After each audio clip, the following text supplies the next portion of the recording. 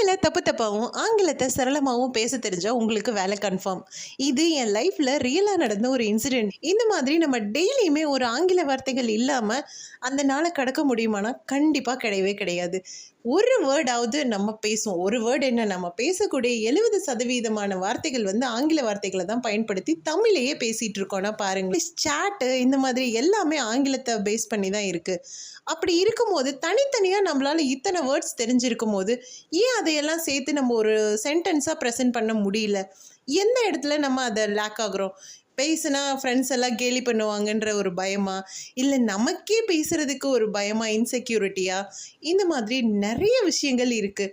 எல்லாத்துக்குமே சொல்யூஷன் ஒன்று இருக்கும். ஒரு விஷயத்தை தப்பாக பேசும் போது தான் அதில் எது சரிங்கிறத கரெக்ட் பண்ணிக்க முடியும்.